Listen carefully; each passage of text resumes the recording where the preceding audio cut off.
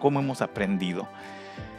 El cerebro no es un vaso por llenar, sino una lámpara por encender. Siempre pongo en todas mis conferencias esta frase. Y vamos a trabajar sobre este órgano, neuroaprendizaje. Suena muy bonito, es cómo aprendemos los seres humanos. Miren, este señor Facundo Manes dice algo que a mí me interesó mucho, y una presentación que hizo hace poquito, hace algunos días. El cerebro aprende cuando algo nos inspira, cuando algo nos motiva y nos parece un ejemplo. Aprendemos. Este órgano llamado cerebro es maravilloso y realmente tiene todas las capacidades para poder aprender y llevar a cabo pues todos estos procesos. Pues vamos a entrar al tema. Desde 1980, o sea, hace 40 años, ya se había recomendado el modelo de Alexander Luria, que es un neurocientífico ruso, que fue el creador precisamente de la neuropsicología. Ya se había recomendado su modelo como aplicable a los servicios escolares. Y de ahí surge un concepto que se ha llamado la neuroeducación. De hace 40 años, imagínense. Obviamente, esto fue en Rusia, se ha llevado a cabo en algunos lugares.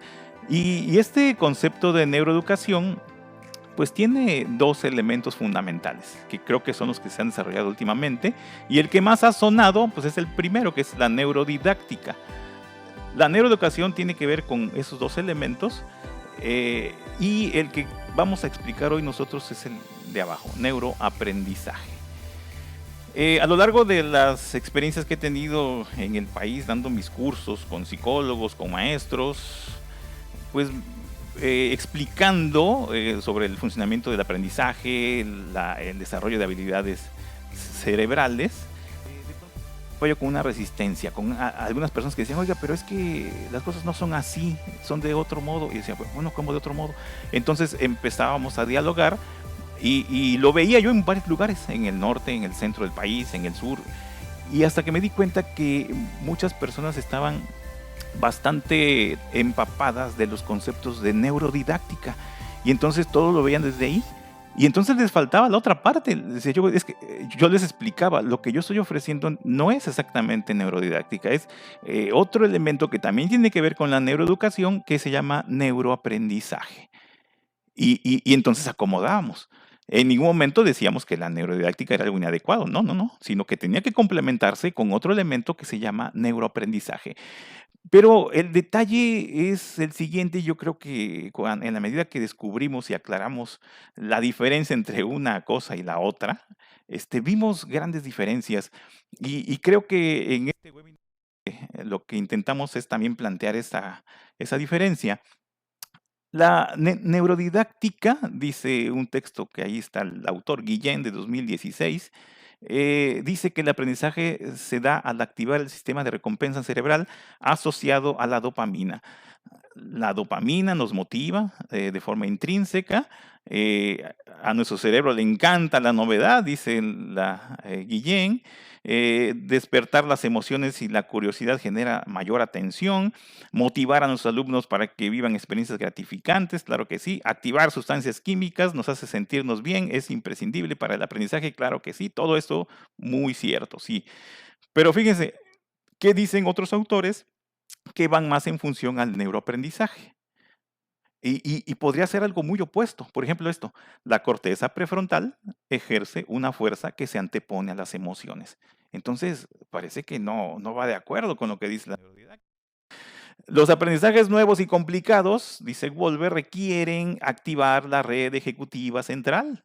Y además Wolber en otro texto también afirma que todo aprendizaje nuevo, y si es complicado, va a generar sensaciones negativas, va a generar siempre alguna angustia, como la que yo pienso que muchos de ustedes generaron cuando dijeron clases en línea y tenían que entrar a un aprendizaje nuevo y complicado, pero se generó una cierta angustia que fue muy normal.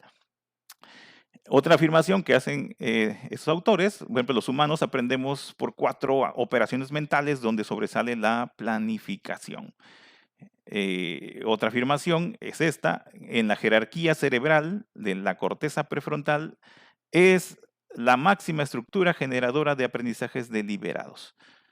Sí, entonces fíjense bien, estas afirmaciones son diferentes a lo que dice la neurodidáctica. Y esta última, muy importante: la única condición emocional necesaria para el desarrollo de aprendizajes es la sensación de seguridad.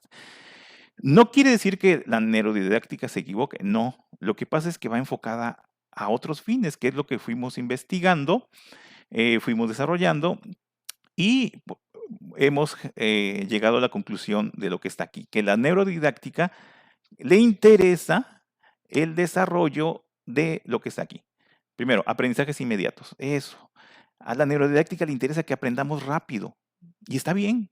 Y para ello usa métodos gratificantes, motivar químicamente por las vías dopaminérgicas, que la atención se active por medio de estímulos llamativos, que se logre un proceso de sensibilización por medio de estímulos emocionales, motivar al niño o al adolescente para aprender, busca el camino corto, que es emoción-acción, estimulación constante de circuitos de recompensa, novedosos y atractivos. Y todo eso está muy bien, pero en función de aprendizajes inmediatos. Aquí abajo, en un curso, yo tomé un curso hace algunos años sobre neurodidáctica, en un texto que se llama Aprender a Motivar, del módulo 1 de este curso, que no tiene autor y tampoco tiene año, por eso aquí pongo las X, dice: sin emoción no habrá aprendizaje y el nivel de recuerdo dependerá de la emoción suscitada. Entonces, centrado la neurodidáctica en los procesos emocionales y no está mal, sí es cierto, tiene toda la razón, pero eso no es todo, no es todo. Desde el neuroaprendizaje, ¿qué le interesa? Le interesa el desarrollo de etapas del cerebro. Le interesa el desarrollo de habilidades cognitivas esenciales, como lo que hemos llamado o se ha llamado las 3 unidades funcionales del cerebro. Le interesan los vínculos, le interesa el esfuerzo mental sostenido. Los aprendizajes no son inmediatos, que tardamos en adquirirlos, están basados en esfuerzo mental sostenido. Busca desarrollar el camino largo, que es planeación-acción. La certeza ejecutiva también, que es esa capacidad que tenemos para decir sí puedo. Yo tengo la certeza de que sí puedo. Esto genera un autoconcepto positivo de ser estudiante, desarrolla el aprendizaje deliberado y aprender para motivar. Es decir, en la medida que yo voy adquiriendo mi certeza ejecutiva, yo voy aprendiendo y yo voy teniendo un desarrollo positivo de mis aprendizajes, en ese sentido me motiva intrínsecamente a aprender más. Entonces, pareciera que son dos planteamientos bastante diferentes en relación a lo que es aprender. Desde el neuroaprendizaje nos estamos enfocando más a los aprendizajes que son no inmediatos. Dentro del tema de aprendizaje hay mucho que hablar, muchísimo, pero por el tiempo me voy a limitar a mencionar desde este enfoque qué es el aprendizaje. Esencialmente 3 puntos. El aprendizaje es el manejo de información cerebral que tiene que ver con el procesamiento, una entrada, primero una entrada al procesamiento y una salida. Aprender es recibir en el cerebro información, procesarla y hacer un acto de demostración de ese aprendizaje. La entrada tiene que ver con la atención y tiene que ver con la primera unidad funcional del cerebro. El procesador tiene que ver con dos habilidades que son muy desconocidas, que es el proceso sucesivo y el proceso simultáneo, y la salida tiene que ver con las funciones ejecutivas. A esto se refería el doctor Das cuando decía 4 operaciones esenciales para el aprendizaje. Son la atención, el proceso sucesivo, el proceso simultáneo y las funciones ejecutivas, que él lo engloba en lo que es la planificación. Primera unidad funcional, segunda unidad funcional, tercera unidad funcional, más adelante lo vamos a precisar. Entonces, aprender es manejar información cerebral. Esa información, en ese segundo punto, es dar paso de la memoria a corto plazo a la memoria a largo plazo. Entonces, aprender significa que yo voy a hacer un paso de un elemento ya de procesamiento de contenidos que está en lo que se llama memoria a corto plazo, lo voy a pasar a la memoria a largo plazo. En la memoria a corto plazo, hay una diferencia entre lo que es memoria inmediata, memoria funcional, más adelante la vamos a especificar bien. Es una memoria que es muy limitada, a lo mucho 7 datos, si es que somos muy capaces de manejar 7 datos en esa memoria a corto plazo y a veces por una duración de 30 segundos. Obviamente, si yo estoy repitiendo y estoy procesando, la puedo mantener por muchísimo más tiempo. Y si la información la agrupo, no únicamente serían 7 datos, pueden ser más datos, pero agrupados. Entonces, es limitada. Generalmente la memoria a corto plazo, su función es procesar información que es prioritaria, lo importante. Esa información generalmente viene del exterior, ¿sí? La captamos por nuestros sentidos, pero también viene del interior, de nuestra memoria a largo plazo. Ahí es donde recuperamos información que pasa a la memoria a corto plazo. Y pues en ese espacio llamado memoria a corto plazo procesamos la información. En cambio, la memoria a largo plazo es un sistema dinámico cerebral que nadie ha visto nunca. Suponemos que existe porque nos llega memoria, esta memoria a largo plazo nos llega a la memoria a corto plazo. La única experiencia que sabemos del aprendizaje es lo que tenemos en memoria a corto plazo, lo que cada ser humano percibe de sus conocimientos, de lo que sabe. Pero la memoria a largo plazo no la puede ver absolutamente nadie en su estructura. Es decir, que yo pudiera tener todos los conocimientos y decir, yo conozco todo esto, no, es muy, muy difícil. Eh, Generalmente la memoria a largo plazo almacena y recupera información. Hace rato yo les preguntaba, ¿qué tan rápido almacenamos? ¿Qué tan rápido recuperamos? Porque de ahí depende. El alumno que es rápido, que almacena, que recupera, y ese es muy bueno, ¿no? Y puede tener una sensación de ser un buen estudiante. Aquel que es lento para almacenar, que tarda, pero que sí lo hace, también aprende y puede aprender muy bien. La memoria a largo plazo ofrece la información a la memoria a corto plazo. Ese es proceso de recuperación. Es modificable.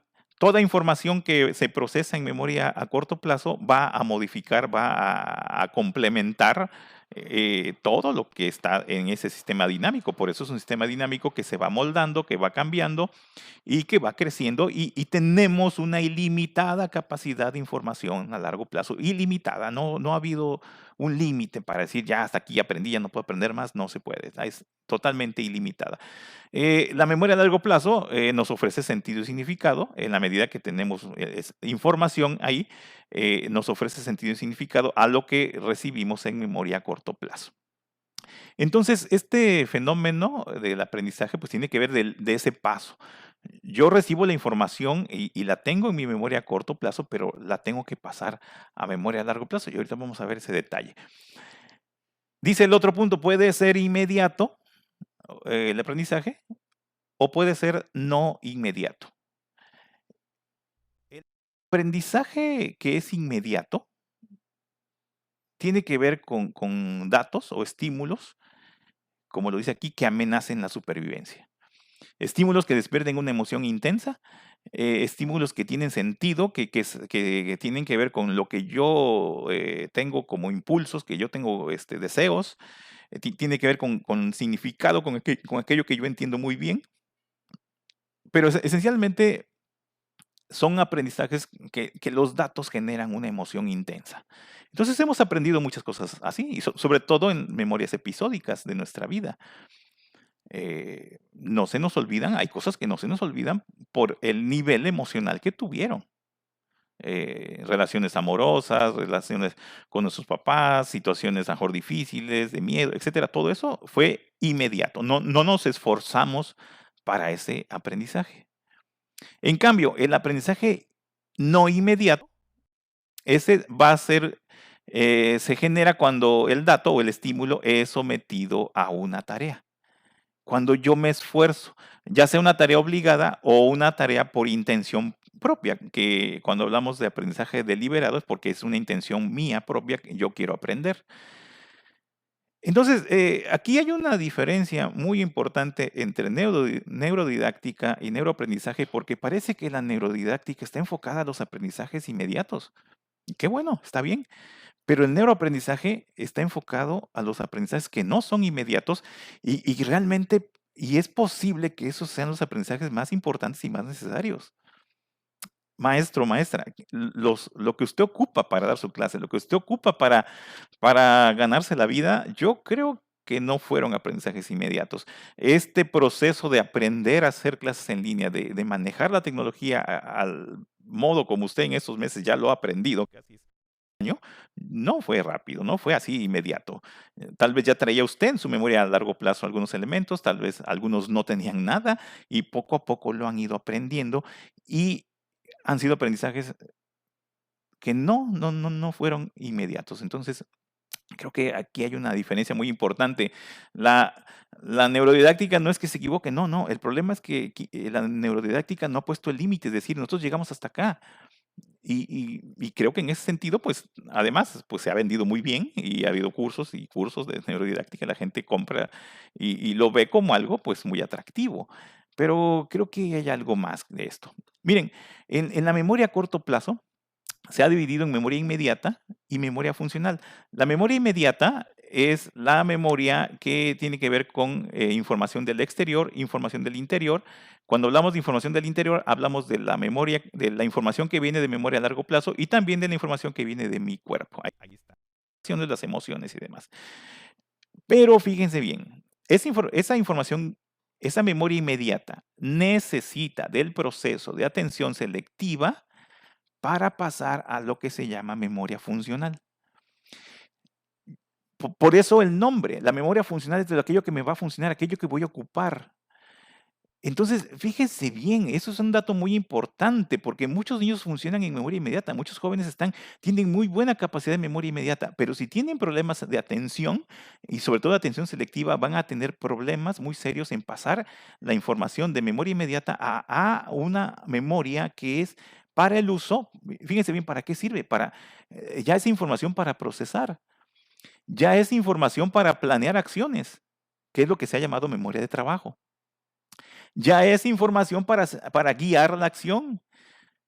Y esta información es la que se puede almacenar en memoria a largo plazo, un proceso que nosotros hemos llamado el ciclo del aprendizaje. Esta información inmediata se va a poder grabar a memoria a largo plazo siempre y cuando haya una condición emocional fuerte. Entonces, la neurodidáctica le está apostando esto. Te presento un estímulo inmediato, generamos la emoción y entonces pasa inmediatamente a la memoria a largo plazo. Pero el neuroaprendizaje no. El neuroaprendizaje dice, sí, se presenta la memoria inmediata, pero hacemos todo un procesamiento donde está implicada la atención y la convertimos a memoria funcional. Hacemos una tarea donde vamos a procesar, donde vas a entrar en acción, donde tu cerebro va a activar funciones para guiar la acción y vamos a hacer un ciclo de aprendizaje donde vamos a hacer que esta memoria funcional pase a memoria a largo plazo. Y esto implica esfuerzo. Esto no implica tanto esfuerzo. El camino corto, emoción, acción, camino largo, planeación, acción. Entonces, son dos cosas diferentes. Nada más, únicamente para poner el dato, memoria a largo plazo, si usted tenía un esquema anterior, este es el nuevo, el nuevo esquema del 2019, donde habla de la memoria declarativa, memoria no declarativa. Antes era declarativa y procedimental, ahora no, ahora es memoria declarativa, memoria no declarativa. En la declarativa está la memoria episódica, la memoria semántica. En la no declarativa, memoria procedimental, sistema de representación perceptual, condicionamiento clásico y el aprendizaje no asociativo, que aquí no me detengo porque pues nada más lo estamos mencionando. Muy bien. Ahora, este asunto, para entenderlo muy bien, tenemos que pues hablar de las 3 unidades funcionales del cerebro que Alexander Luria desarrolló en un libro que está muy bien expuesto que se llama El cerebro en acción, publicado en 1984. Habla Alexander de las 3 unidades funcionales por las cuales aprende nuestro cerebro. La primera unidad es la regulación del tono cortical para focalizar y dirigir la atención. Segunda unidad funcional, análisis y síntesis de la información, lo que se ha llamado codificación. Tercera unidad funcional, programa, regula y dirige la actividad mental, la planificación. Fíjense muy bien, decíamos, tiene que haber una entrada. Aquí lo vamos a poner en color naranja, identifíquelo muy bien con ese color. Esta entrada está influenciada por el estímulo, tiene que ver con la habilidad de la atención. Segunda unidad funcional, procesamiento central, tiene que ver con los contenidos. Ya cuando la atención hizo su selección y pasó la información de memoria, la primera memoria a la segunda memoria, que es la memoria ya funcional, de la memoria inmediata a la memoria funcional, ya entra a ser procesada. Entonces, a trabajar la segunda unidad funcional, que está influenciada por conocimientos previos y tiene que ver con lo que les había mencionado, el procesamiento sucesivo y procesamiento simultáneo. La tercera unidad funcional, que es la capacidad de planificación, es la salida, es decir, ya cuando hacemos una tarea y está influenciada precisamente por la tarea, tiene que ver con las funciones ejecutivas. Muy bien, entonces, esas son las tres unidades funcionales que propone Alexander Luria. Insisto en los colores para que después vamos a hacer un esquema que los colores nos van a ayudar mucho. La primera es en naranja, la segunda es en este color morado, tercera en verde. Muy bien, y algo muy importante, cada una de estas unidades funcionales, y como su nombre lo dice, son unidades funcionales, pues tienen funciones. Y es algo que es muy reciente, que también nosotros estamos desarrollando esto. Lo vamos a publicar próximamente porque esta es una aportación que estamos haciendo, obviamente, en muchos textos y en la experiencia terapéutica que tenemos de muchos años, que la atención tiene prácticamente 4 funciones. La capacidad de atención, usted, maestro, maestra, cuando pone atención, echa a andar una función activadora de la corteza cerebral, echa a andar su capacidad seleccionadora, función seleccionadora, el foco atencional. Ahorita en este momento usted está en su foco atencional, está usted escuchando, está usted viendo, su foco atencional está recibiendo información que está en memoria inmediata y ahí está la información. Y es un espacio llamado foco atencional. Nos sirve también, hay una función, la atención nos sirve para guiar nuestra acción cuando estamos haciendo algo. En ese momento que yo estoy explicando, estoy hablando, yo estoy teniendo mi guía de acción. La segunda unidad funcional, que ya tiene que ver con el procesamiento, tiene una función inicial que es receptora, otra función que es procesadora, y aquí ponemos en la abreviación las dos S, es función procesadora de simultáneo y sucesivo. Tiene también una función verificadora, una función almacenadora, que esa es la que lleva precisamente el paso de memoria a corto plazo a memoria a largo plazo.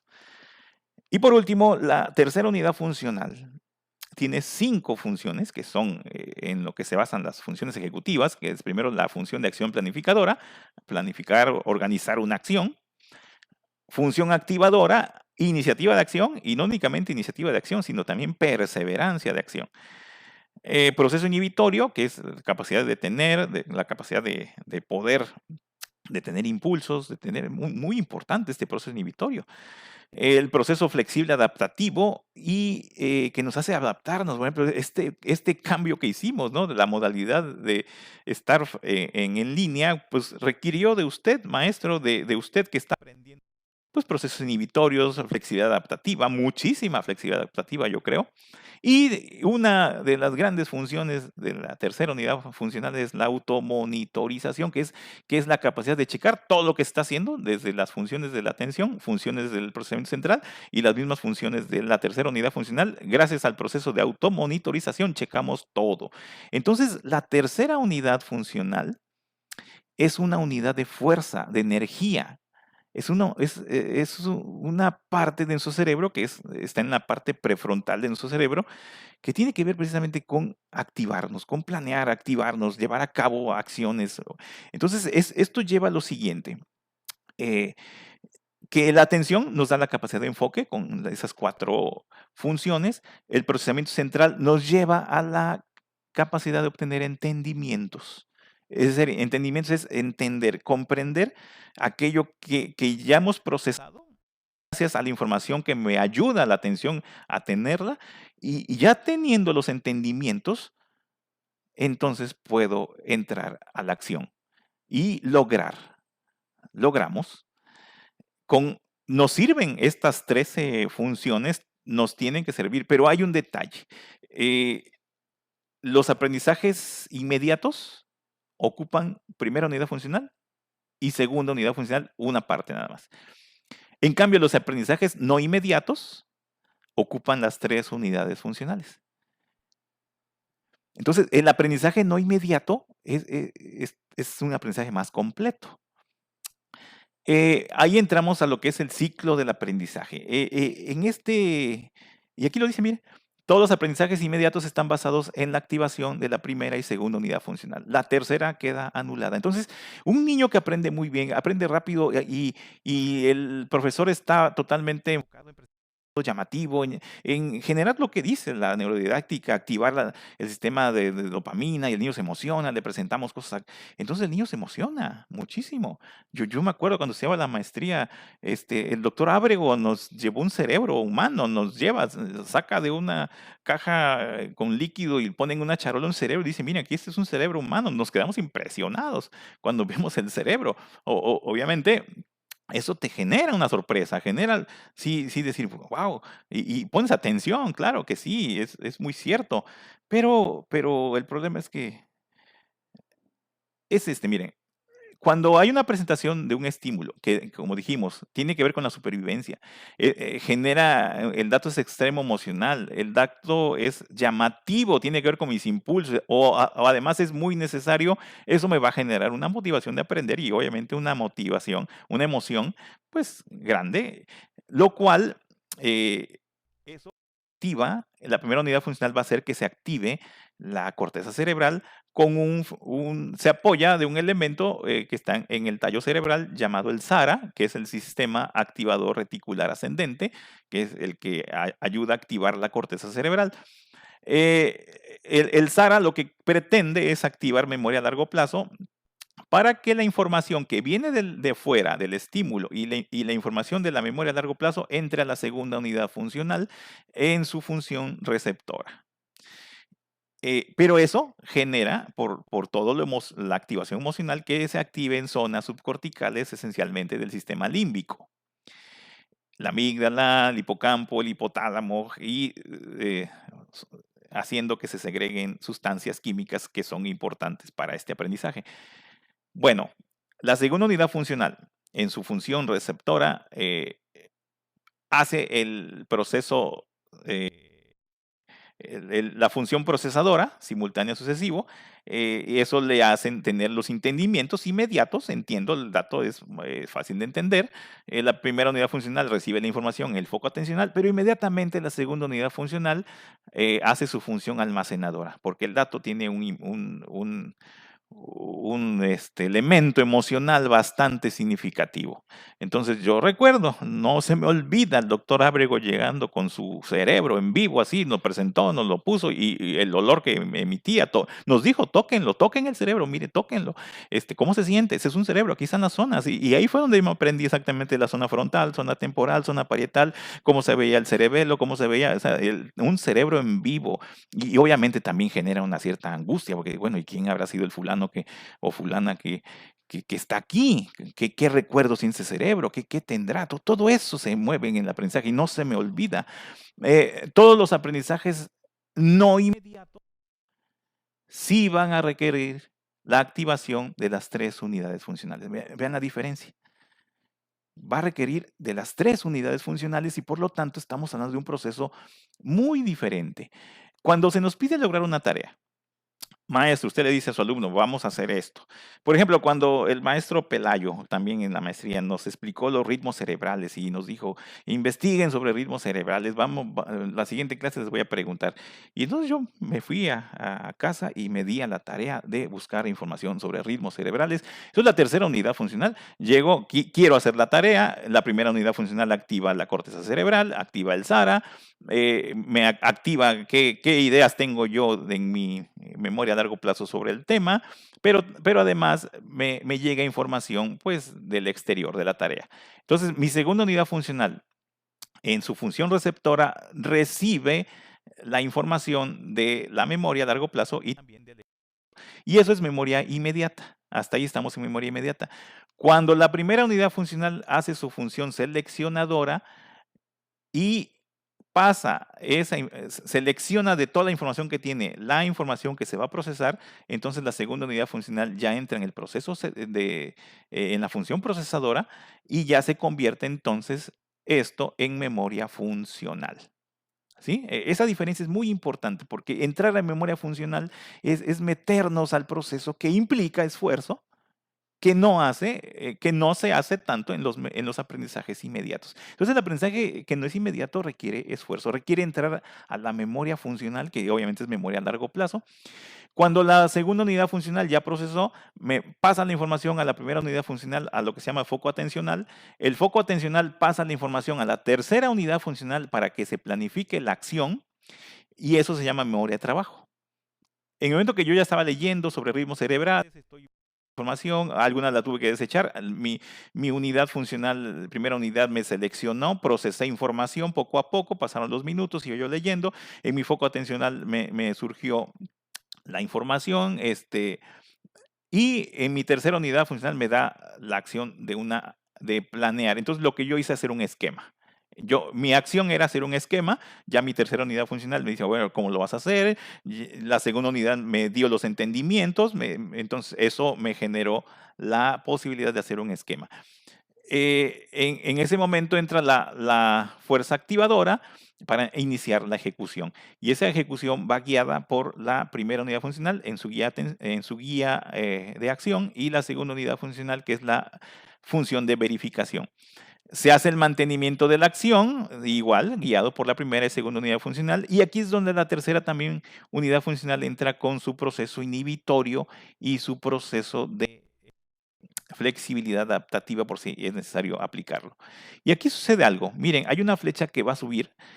Cuando se está dando este proceso, la ejecución me va a dar también información.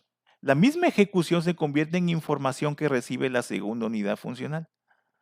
Sí, entonces, en este proceso, ya cuando estamos en la ejecución, ya la segunda unidad funcional sigue recibiendo información de memoria a largo plazo, sigue recibiendo información de la tarea que es de instrucción, pero está recibiendo también información de la ejecución que yo estoy realizando. Eso es muy importante, ahorita lo vamos a ver por qué. Luego viene el fin de la ejecución. La segunda unidad funcional verifica el fin de la ejecución y es posible que si no estoy satisfecho, entonces llevo a cabo nuevamente todo el proceso. Si yo hice mi esquema sobre ritmos cerebrales, ya vi que está ahí, lo checo, pero descubro tal vez en alguna lectura algo más, sigo anexando y sigo anexando. Pero fíjense bien, esto se ha llamado el ciclo del aprendizaje y todo esto está monitoreado por la tercera unidad funcional, por este proceso que se llama automonitorización. Entonces, la tercera unidad funcional tiene un papel fundamental para los aprendizajes que no son exactamente rápidos, no son inmediatos. A ver, en este ciclo, fíjense bien, cuando el mantenimiento de la ejecución pasa la información aquí a la segunda unidad funcional, entonces, la segunda unidad funcional recibe información ya de lo que yo estoy realizando. Esto empieza a generar este proceso que se empieza a volver un proceso cíclico. Y ahí está. Esto se llama el ciclo, precisamente, del aprendizaje. Ahí es donde usted, profesor, meter toda la taxonomía de Bloom. Aquí está. Acciones sobre recordar, comprender, aplicar, analizar, evaluar, crear. Aquí es donde pone usted al niño a copiar algo, buscar información para responder preguntas, resolver problemas, memorizar esquemas, buscar más información para completar, hacer cuadros sinópticos, marcos conceptuales, que el niño aplique un método, organizar un discurso, seguir instrucciones, resolver un examen, memorizar, explicar, todo eso usted Cuando lo hace, el niño entra en este proceso que se llama el ciclo del aprendizaje y entonces viene la gran función de la segunda unidad funcional, que es la función almacenadora. Se almacena la información poco a poco en este ciclo de aprender, donde se ocupan las 3 unidades funcionales. Se logra este maravilloso fenómeno de aprender. Y aprendemos cosas muy necesarias, muy útiles.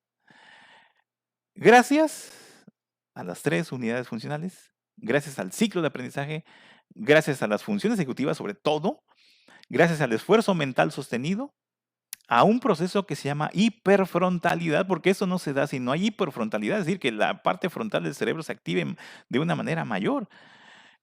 Gracias también a la red ejecutiva central y gracias a un fenómeno llamado sensación de seguridad, que eso es a lo que vamos en este momento. Entonces, el cerebro aprende así. Este ciclo del aprendizaje, si lo viéramos en vivo, miren, el SARA está aquí abajo, ya ven, aquí está el SARA. Si lo viéramos en vivo, sería como esto. Ahí está la primera unidad funcional que activa el SARA activa la segunda unidad funcional, la segunda unidad funcional también da información, procesa la información en toda la parte posterior casi del cerebro, y la tercera unidad funcional que organiza, planifica y activa zonas premotoras y las zonas motoras para llevarnos a la acción. ¿Así se vería un cerebro? O así se tendría que ver, si lo pudiéramos ver, de sus alumnos o de usted mismo cuando estamos aprendiendo. Cuando estamos en ese ciclo y estamos tratando de almacenar información que tenemos en la memoria funcional y la vamos a pasar a la memoria a largo plazo. Entonces, pero se requiere esfuerzo. Ahora, la base emocional del aprendizaje, sí, cierto, el aprendizaje necesita una base emocional, claro que sí, pero no exactamente la que dice la neurodidáctica. No, las emociones afectan el aprendizaje y la motivación, claro que sí, claro que sí. Las emociones positivas favorecen a los aprendizajes inmediatos y a la memoria episódica, claro que sí. Pero la condición emocional imprescindible para el aprendizaje es la sensación de seguridad. Fíjense bien, aquí vamos a entrar a una teoría un poquito diferente, que es la teoría polivagal, que es algo muy, muy novedoso. ¿Qué es eso de sensación de seguridad? Sentir la sensación. Eso lo hemos experimentado todos nosotros. La experiencia de sensación de seguridad se experimenta desde que nacemos y la necesitamos. La necesitamos para vivir, para estar bien. Gracias a esa sensación de seguridad exploramos el mundo. Yo, adulto, puedo lograr por mí mismo activar mi sensación de seguridad y no depender de alguien. Pero el niño, el adolescente inmaduro, sí necesita de una autoridad que le ayude a generar esa sensación de seguridad. Y cuando hablamos de autoridad, papá, el maestro, quien sea que sea el tío, el abuelo, todos esos, y obviamente entramos nosotros ahí, el terapeuta, el docente, el acompañante, el tutor. Las amenazas, ya sea reales o imaginarias, son las que sacan a la persona de la sensación de seguridad y activan las vías de ataque, huida o inmovilización. ¿Qué es lo que muchos estamos viendo en este momento con esta pandemia? Pero eso no nos ha tirado, porque hay un proceso de resiliencia que vamos a hablar, que nos devuelve la sensación de seguridad a pesar de que estemos en esas amenazas. Hay recuerdos que nos devuelven a la sensación de seguridad. Yo tengo muy claro eso. Mi madre, para mí era importantísimo que yo todos los domingos, es más, yo en más o menos como por 1996, yo en mi casa puse un teléfono Telmex, no había celulares todavía muy bien, eh, con un solo motivo, para hablar con mi madre por teléfono.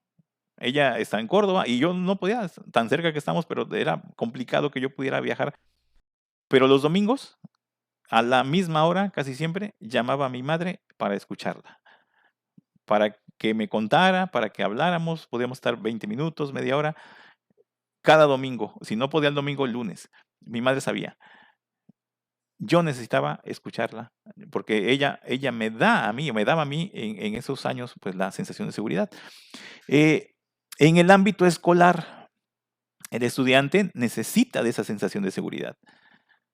La autoridad escolar es quien ofrece al estudiante esa sensación de seguridad, porque es quien tiene el poder. O le puede ofrecer toda una sensación de amenaza, o le puede ofrecer la sensación de seguridad.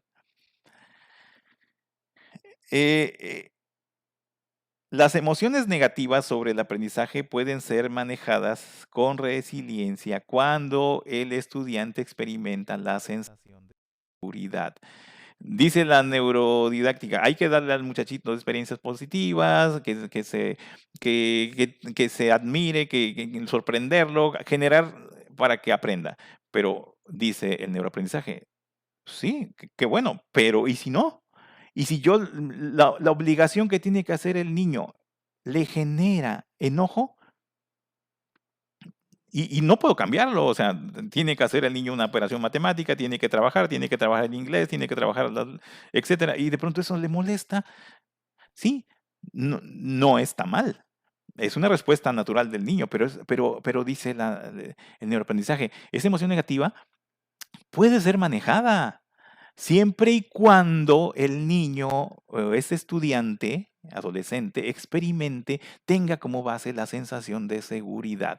Porque esta sensación de seguridad es promovida por el docente bajo un fenómeno llamado cooperación social, que ahorita vamos a... Esta seguridad esta sensación de seguridad autónoma, cuando ya yo la produzco, ya me genera a mí la condición de algo que hemos buscado y fue un tema hace algunos años para las escuelas, que es la autorregulación. Realmente el tema muy bien, muy bonito, pero creo que no estaba el proceso planteado de cómo lograr. Y creo que aquí está, quieres lograr en tus alumnos autorregulación, necesitamos que el alumno sienta la sensación de seguridad. Miren, las emociones en el ámbito escolar vamos a hablar de dos líneas aquí. El clima emocional, que tiene que ver con seguridad y amenazas, y otro, el contenido, la respuesta ante el contenido, ¿sí? Sí, son dos cosas muy diferentes. El clima emocional, que puede ser de seguridad o amenaza, y la respuesta ante el contenido. De pronto, al niño le pones matemáticas y el niño siente, tal vez las matemáticas le generan, porque él se siente, le generan cierto miedo, cierta tristeza. Ok, sí, está bien. No es ningún problema eso. Puede ser sorpresa, enojo, tristeza, miedo, alegría, puede ser asco también, un contenido como el cerebro que nos trajo el doctor Ábrego, pues a muchos les generó así como que no, yo no me acerco, decía una chica, no, yo no me acerco. Bien, pero este clima emocional es muy importante. El señor Porges, dentro de la teoría Poligabal, ha generado la idea de los niveles jerárquicos de respuesta, que tiene que ver con estos tres niveles, el de conexión social, que tiene que ver con seguridad, nivel uno, ataque o huida, que tiene que ver con las amenazas, nivel 2, inmovilización, amenaza permanente, que tiene que ver con el nivel 3. Podemos estar en cualquiera de estos niveles de respuesta. En este momento, tal vez usted esté en conexión social, tal vez, o a lo mejor está en ataque y huida, o tal vez está en una inmovilización. Hoy lo vamos a identificar. ¿Qué es esto? Porque realmente son condiciones que hay que tener mucha atención y mucho cuidado. Yo como adulto, yo maestro adulto, que soy el maduro, soy quien entra en una relación social donde tengo que haber, yo tengo que tener, antes nada, la actitud de cooperación social, y el adolescente, pues esperemos que también, pero el adolescente es el inmaduro, quien tiene que hacer el esfuerzo soy yo, el adulto, donde en esta relación vamos a generar seguridad. Para que se dé la seguridad, primero que nada, tenemos que hacer la conexión social. Ya tenemos la cooperación, yo coopero, ahora vamos a entrar en conexión social. Vamos a ver, te voy a preguntar quién eres, cómo estás, qué te dedicas, qué haces, buscar esa conexión social. Eh, Eso va a llevar al compromiso social. Miren, en la medida que entramos en conexión social y dos personas empiezan a tener este fenómeno de corregulación, empieza a haber un fenómeno llamado compromiso social. Cuando ya tú estás comprometido a mí, bueno, me voy rápido, eso puede generar un apego. Eh, el adulto en esta función de estar en este contacto, eh, en esta conexión social y llegar al compromiso social, generalmente, dice Porges, va a desarrollar la capacidad de compasión hacia el otro. Y el otro, el adolescente, va a generar la sensación de esperanza. Entonces, vean qué hermoso esto. Porque mucha gente ha dicho, bueno, cuando alguien empezó a creer en mí, yo cambié. Pero, pero para eso hubo conexión social, hubo compromiso social. Pero creer en mí es esa, es decir, yo tengo la esperanza. Y tal vez aquí estamos hablando de los alumnos que a lo mejor tienen más problemas, aquellos que les cuesta un poquito más de trabajo. Estar en conexión social es un fenómeno muy saludable, muy saludable. El segundo nivel de ataque y huida es no saludable y el tercero es de inmovilización.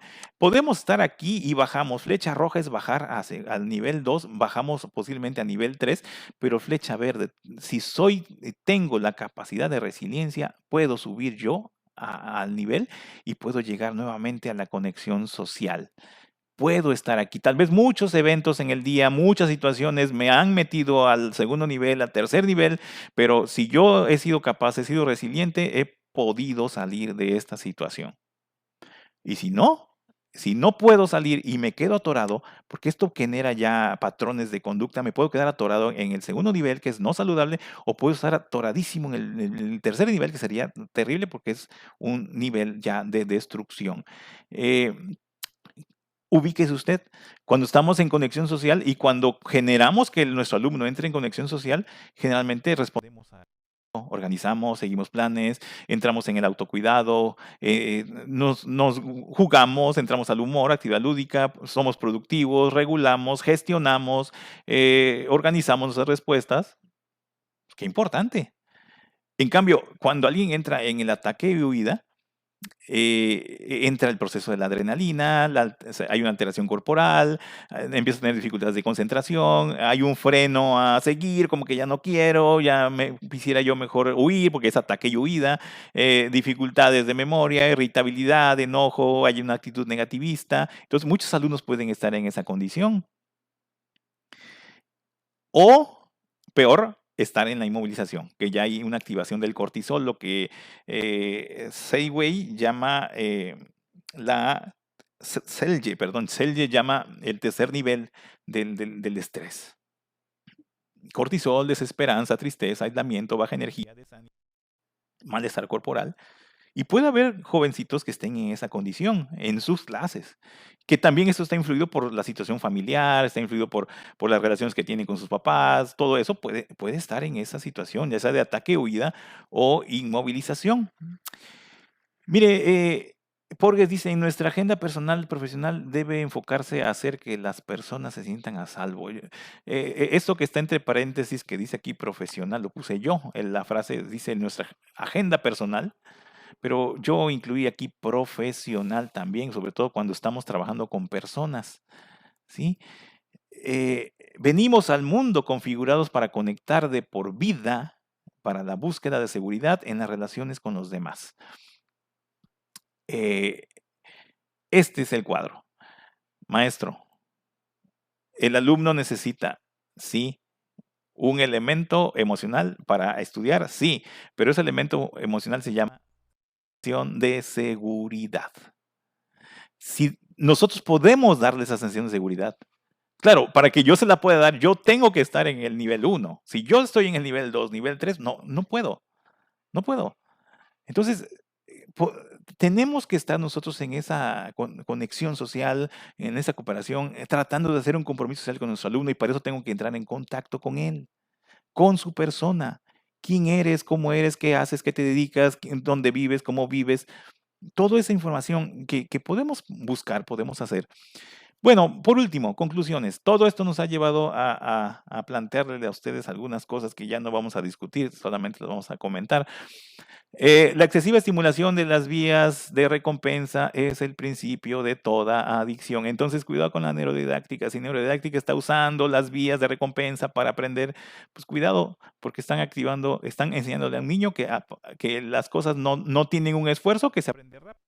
todo gracias a lo bonito, sabroso. Entonces eso creo que no es así. Hay aprendizajes que no son bonitos ni sabrosos. Entonces cuando un niño está acostumbrado o una escuela está acostumbrada a dar pura neurodidáctica y el niño de pronto se enfrenta a aprendizajes que son complicados, pues no sabrá cómo hacerlos y esto se convierte en una adicción, es decir, algo así como que no, pues yo estoy acostumbrado a que me expliquen con el maestro que haga todo un show para que yo entienda, para que yo, y que se esfuerce el maestro, no yo. Y creo que ahí es un principio un poquito inadecuado. Bueno, creo que ahí, este, bien, la memoria inmediata inundada de emociones produce el aprendizaje inmediato, claro que sí, una memoria inmediata, pero no pasa a memoria funcional. La memoria inmediata sobresaliente no es garantía de almacenamiento en memoria a largo plazo. Eso lo hemos visto mucho con niños con TDAH.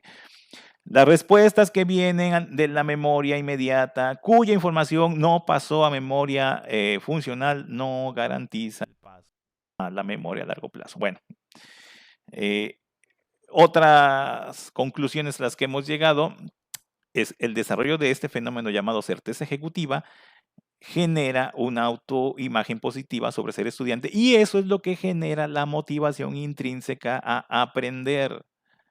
Entonces, fíjense bien, aprende y tiene ganas de aprender aquel que se ha visto a sí mismo haciendo eso muy bien. Y para eso necesitó la seguridad. Porque esa certeza ejecutiva genera una sensación de control que nos va a ofrecer también a nosotros la sensación de seguridad, que también nos la está ofreciendo el profesor.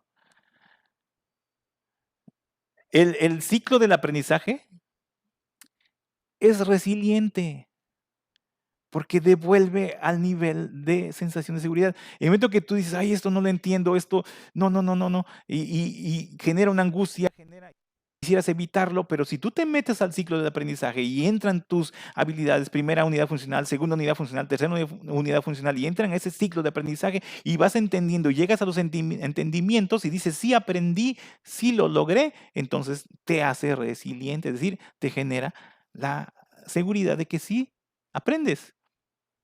Por lo tanto, la base emocional esencial para el desarrollo de habilidades humanas en general, es la sensación de seguridad. Los aprendizajes sometidos al ciclo de aprendizaje son los más útiles para nuestra vida. Yo estoy segurísimo que sí, y usted lo está viviendo. Los estudiantes con baja o mediana capacidad de almacenamiento y recuperación son los que más desarrollan funciones ejecutivas.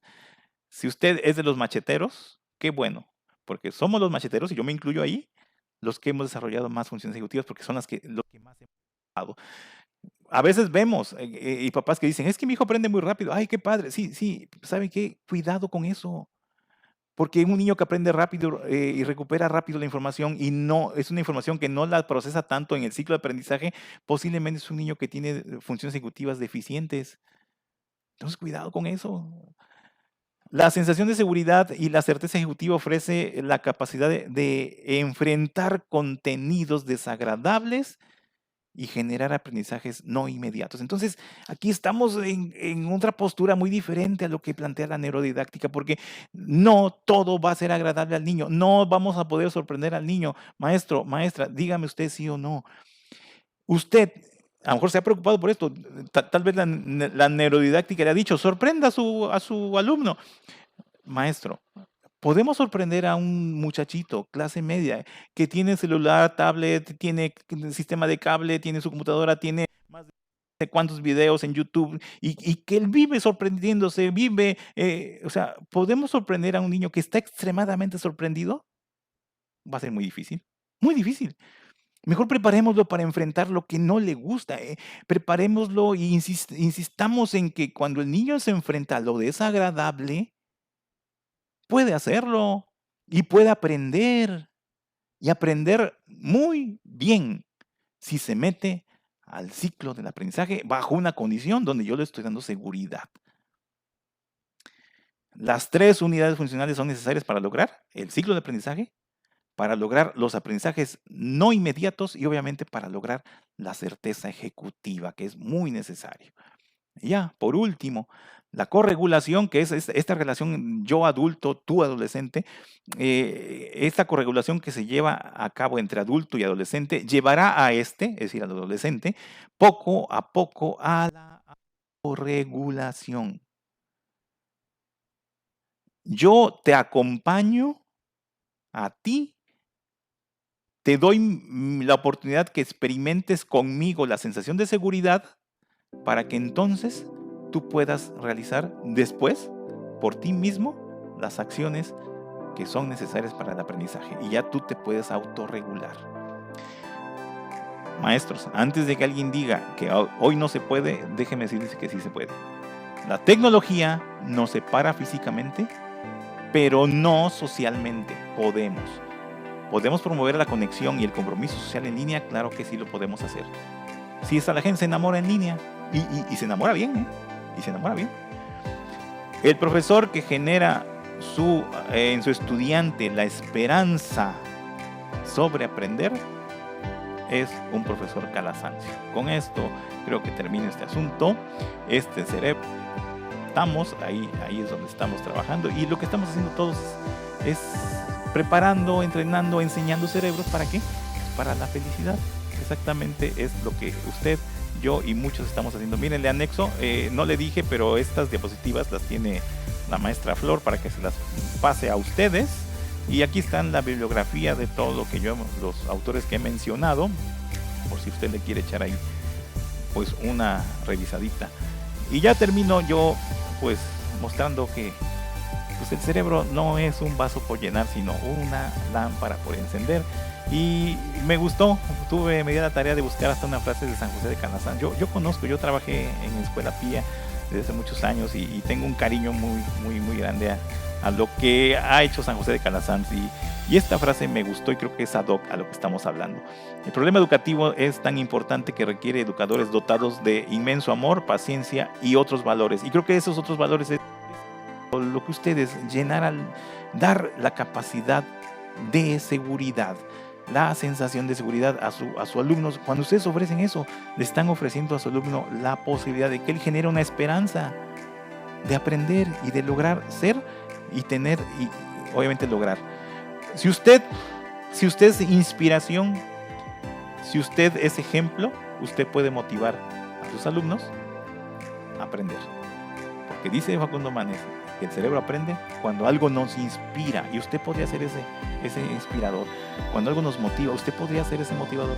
Cuando algo nos parece un ejemplo y usted podría ser ese ejemplo, maestro, maestra. Pues muchas gracias. El éxito es la suma de pequeños esfuerzos, claro que sí, porque tengo la seguridad y yo sé y creo que lo que estamos haciendo todos con este proceso educativo es un gran esfuerzo, que estamos entrenando cerebros para la felicidad. Pues muchas gracias por su atención, maestro.